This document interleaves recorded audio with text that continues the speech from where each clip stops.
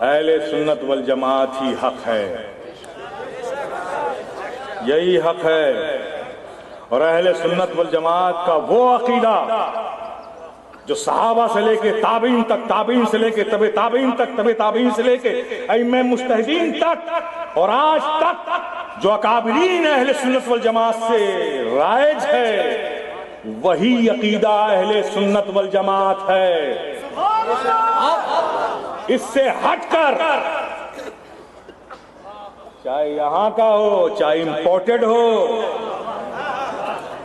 کوئی عقیدہ لائے گا ہم ماننے کو تیار نہیں ہیں۔ آج کے زمانے میں کوئی بھی آئے، کہتا ہوں میں، کوئی بھی آئے، ٹھیک ہے، جو بزرگوں عقیدے کے معاملے میں کوئی سمجھوتا نہیں، تحقیقات کے دوسرے موضوعات ہیں، اس پر آئیے۔ عقیدے میں کون سی تحقیق کریں گے آپ؟ کیا کہنے؟ عقیدہ تو رائج ہے، عقیدہ تو بالکل عام رائج ہے۔ عقیدے میں کسی کی اقتدا نہیں ہوتی، عقیدہ تو ایک ہے، جو اس کے مطابق ہوگا ہم اس کی اگلی باتیں مانیں گے، جو اس کے مطابق نہیں ہوگا ہم اس کی کچھ نہیں سنیں گے۔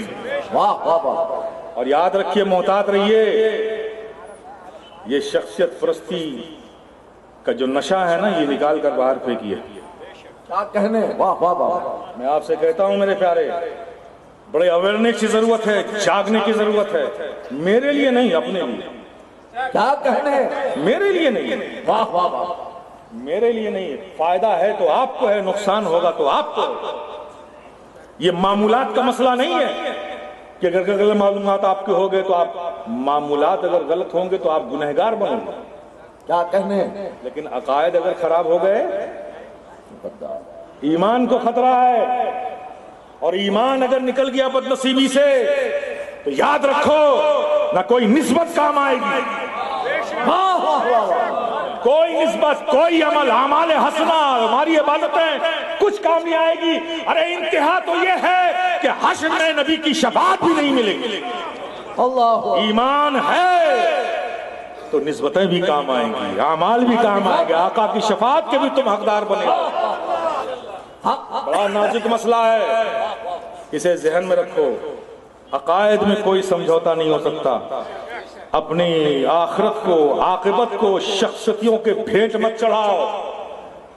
اور ویسے بھی آپ کو پتہ ہونا چاہیے کہ شخصیت شریعت کے تابع ہے، شریعت سے مقدم کچھ نہیں ہے۔ یاد رکھو، میں خود علی کی اولاد ہوں۔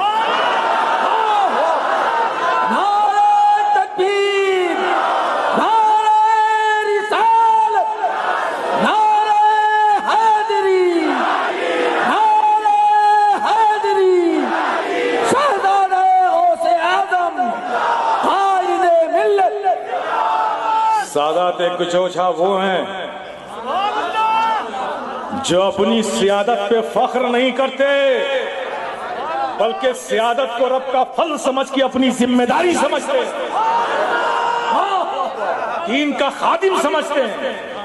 یاد رکھو میرے پیارے، ماضی قریب میں ہمارے شجرے کو ٹٹولنے کی کوششیں کی گئی تھی۔ جنہوں نے ہمارے شجروں کا جائزہ لینا چاہا وہ خود بے شجرے کے ہو گئے۔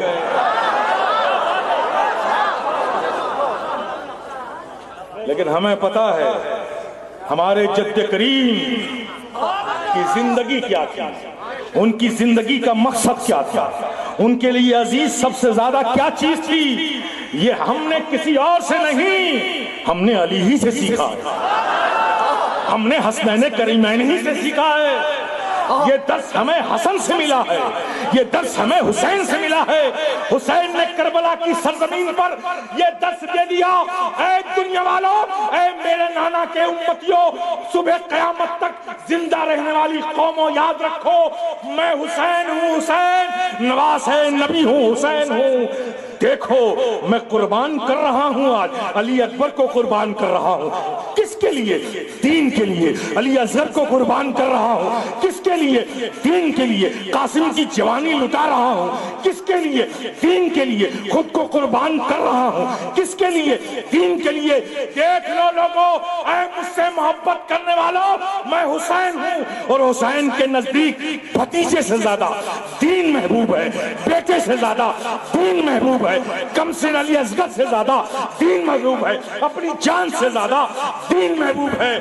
ہم نے حسین سے یہی سیکھا ہے، تو سن لو، ہم بھی حسینی ہیں، یہ عزم رکھتے ہیں کہ اگر رشتہ داریاں چھوٹ جائے، دین کے پرچم کو بلند رکھا جائے گا، دین کی عظمتوں کے پرچم کو لہرائے۔